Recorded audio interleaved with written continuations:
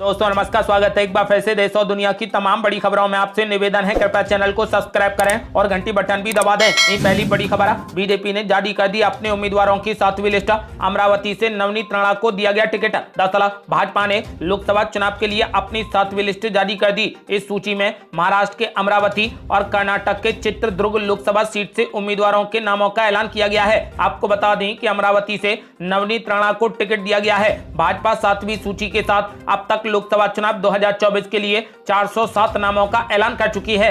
अगली बड़ी खबर, आम आदमी पार्टी के पूर्व नेता ने कर डाली बड़ी मांग। कहा दिल्ली में पैदा हो गया संवैधानिक संकट, तुरंत लगा दिया जाए राष्ट्रपति शासन। दरअसल कथित शराब घोटाले में गिरफ्तार किए जा चुके दिल्ली के मुख्यमंत्री केजरीवाल ने अपने पद से इस्तीफा देने से साफ इनकार कर दिया है। केजरीवाल का कहना है कि वो जेल से ही अपनी सरकार चलाएंगे। इस बीच आम आदमी पार्टी के एक पूर्व नेता आशुतोष ने कहा कि दिल्ली में संवैधानिक संकट पैदा हो गया है और एलजीबीटी सक्सेना को तुरंत राष्ट्रपति शासन के लिए सिफारिश कर देनी चाहिए। पत्रकार से नेता बने और फिर अपने पुराने पेशे में वापसी करने वाले आशुतोष ने कहा कि गिरफ्तारी के बावजूद किसी मुख्यमंत्री का इस्तीफा नहीं देना संवैधानिक प्रावधानों का उल्लंघन है, इसीलिए दिल्ली में तुरंत राष्ट्रपति शासन लगना चाहिए।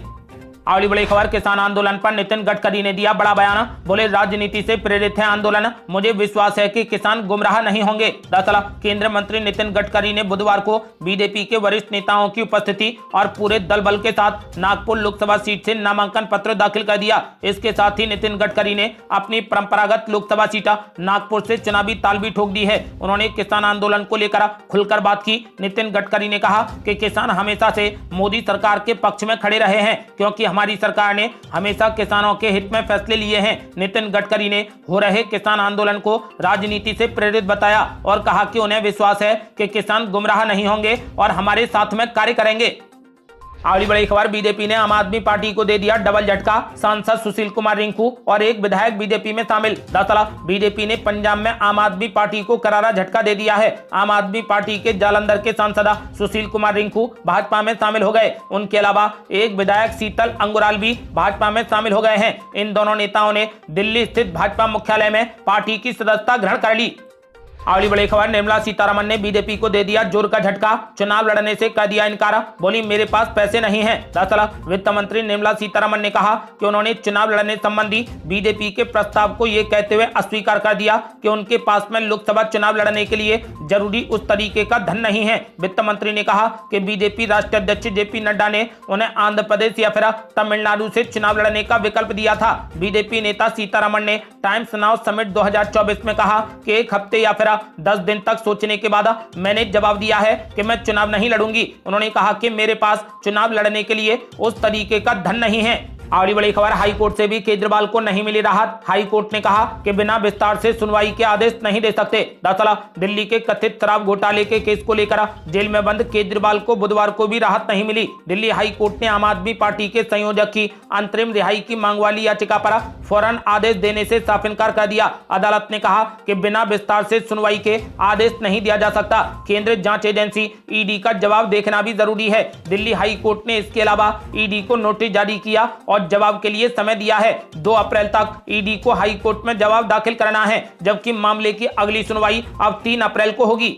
अगली बड़ी खबर, वरुण गांधी के भविष्य पर संशय बरकरार, पर पीलीभीत का इतिहास बदलना तय। दरअसल यूपी की पीलीभीत लोकसभा सीट पर भारतीय जनता पार्टी ने जितिन प्रसाद को टिकट दे दिया है, जबकि मौजूदा सांसद वरुण गांधी का टिकट काट दिया है। ऐसे में कयास लगाए जा रहे हैं कि उन्हें नई जिम्मेदारी दी जाएगी। कांग्रेस ने भी वरुण गांधी को ऑफर दे दिया है। उनका भविष्य क्या होगा फिलहाल ये तय नहीं हो पाया है, पर पीलीभीत सीट का इतिहास बदलना तय है। वरुण गांधी के भविष्य को लेकर सियासी गलियारों में कहा जा रहा है कि बीजेपी उन्हें यूपी में शेष किसी मजबूत सीट से टिकट दे सकती है। यह भी बताया गया है कि उन्हें संगठन में कोई नया पद भी मिल सकता है। अगली बड़ी खबर, बीमा भारती के चुनाव लड़ने पर पप्पू यादव ने दे डाली कड़ी चेतावनी। बोले दुनिया छोड़ दूंगा लेकिन पूर्णिमा नहीं छोड़ूंगा। दरअसल पूर्णिमा लोकसभा सीट पर आरजेडी की तरफ से दावेदारी कर अपनी पार्टी से बीमा भारती को सिंबल देने की घटना से कांग्रेस नेता पप्पू यादव हैरान हैं। उन्होंने एक बार फिर दोहरा दिया कि दुनिया छोड़ दूंगा लेकिन पूर्णिमा नहीं छोड़ूंगा। आपको बता दें कि उन्होंने इस सीट पर अपना दावा ठोकते हुए कहा कि अब पूर्णिमा सीट से चुनाव लड़ूंगा। कांग्रेस को छोड़ने पर पप्पू यादव ने कहा कि इस पार्टी से पुराना नाता है, इसे कभी नहीं छोड़ सकता।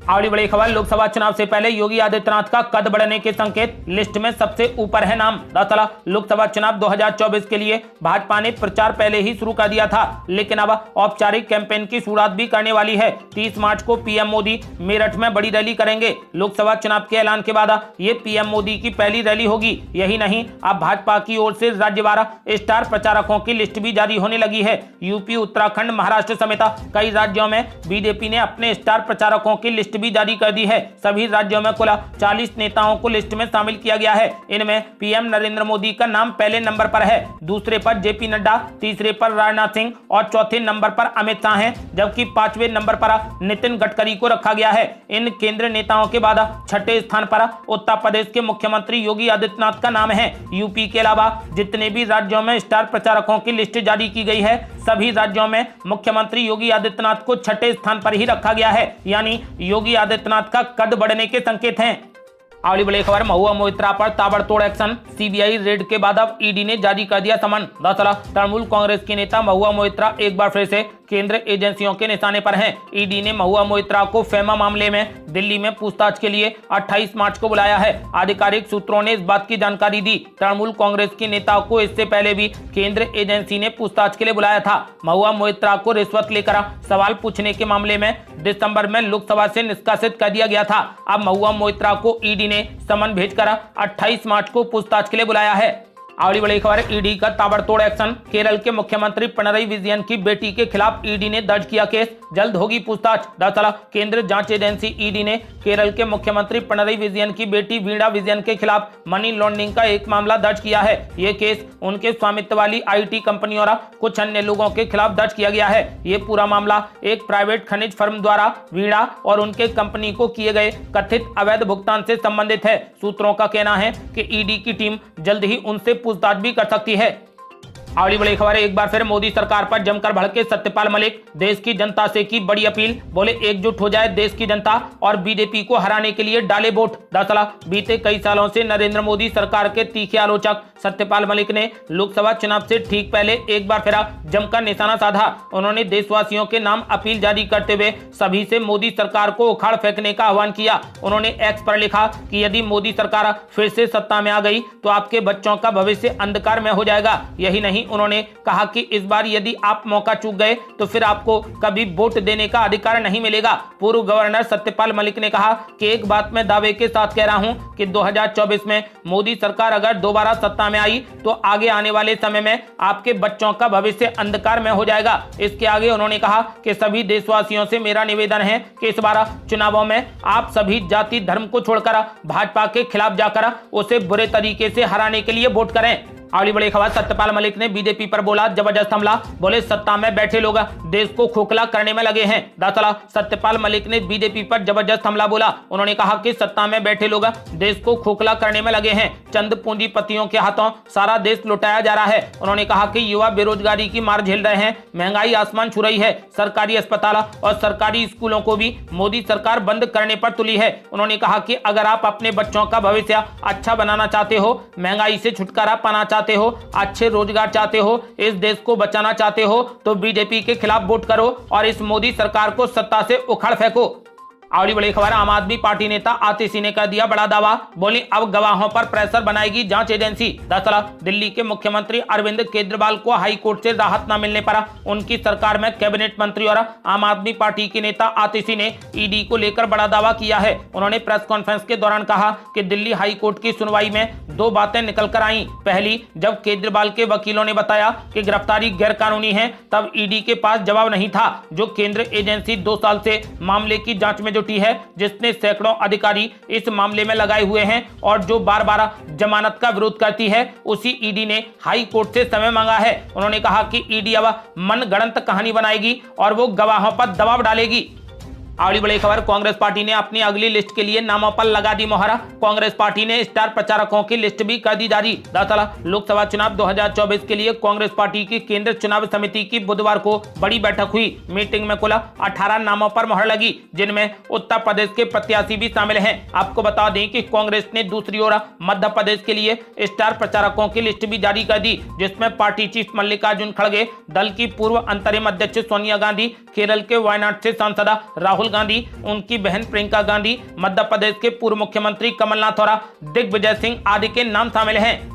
अगली बड़ी खबर, 19 अप्रैल को होगा पहले चरण का मतदान, लेकिन आज ही जीत गए बीजेपी के 6 कैंडिडेट। दरअसल अरुणाचल प्रदेश के मुख्यमंत्री पेमा खांडू और डिप्टी सीएम चाउना मीन के अलावा 6 अन्य भाजपा उम्मीदवार निर्विरोध चुनाव जीत चुके हैं। भाजपा ने ऐसा दावा किया है। पार्टी के प्रदेश प्रवक्ता ने कहा कि 27 मार्च को चुनाव में नामांकन का आखिरी दिन था और किसी ने भी प्रत्याशियों के विरोध में नामांकन नहीं किया है। हालांकि चुनाव आयोग ने अभी प्रत्याशियों की निर्विरोध जीत को कंफर्म नहीं किया है। आयोग के अधिकारी ने कहा कि अभी पुष्टि होने के लिए 30 मार्च तक का इंतजार करना होगा, जिसके बाद पुष्टि की जाएगी। अगली बड़ी खबर, कांग्रेस पार्टी में हो गई बड़ी बगावत, 5 विधायकों ने दे डाली खुली धमकी, कहा हम उस परिवार के गुलाम नहीं हो सकते। दरअसल आगामी लोकसभा चुनाव से पहले कर्नाटक में कांग्रेस के लिए परेशान करने वाली खबर सामने आ रही है। पार्टी के 5 विधायकों और 2 एमएलसी ने टिकट विवाद पर इस्तीफा देने की धमकी दे डाली है। बताया जा रहा है कि ये मामला कोलार निर्वाचन क्षेत्र को लेकर है। दरअसल कांग्रेस पार्टी ने खाद्य एवं नागरिक आपूर्ति मंत्री KH मुनियप्पा के एक रिश्तेदार को कोलार निर्वाचन क्षेत्र से टिकट दे दिया। अब कुछ कांग्रेस विधायक इसका विरोध कर रहे हैं। इंडिया टुडे टीवी के साथ बातचीत में कर्नाटक के उच्च शिक्षा मंत्री डॉक्टर MC सुधाकर ने अन्य विधायकों के हवाले से कहा कि हम उस परिवार के गुलाम नहीं हो सकते।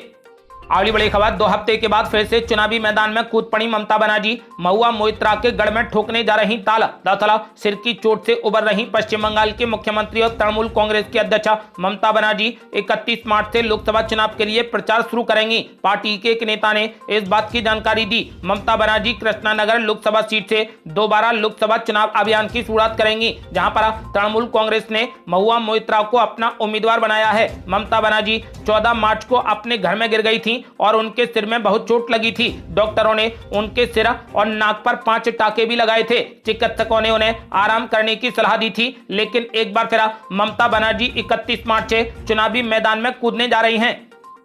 अगली बड़ी खबर, दिल्ली शराब घोटाले में ईडी का एक और बड़ा एक्शन, गोवा के आम आदमी पार्टी नेताओं को भेज दिया समन। दरअसल दिल्ली के कथित शराब घोटाले से जुड़े मनी लॉन्ड्रिंग के मामले में ईडी का एक और बड़ा एक्शन सामने आया है। आधिकारिक सूत्रों ने बुधवार को बताया कि ईडी ने आम आदमी पार्टी की गोवा इकाई के प्रमुख अमित पालेकर एवं कुछ अन्य आम आदमी पार्टी नेताओं को दिल्ली शराब घोटाले से जुड़े मनी लॉन्ड्रिंग मामले में पूछताछ के लिए तलब किया है। इन आम आदमी पार्टी नेताओं को गुरुवार को गोवा के पणजी में ईडी दफ्तर में पेश होने के लिए कहा है।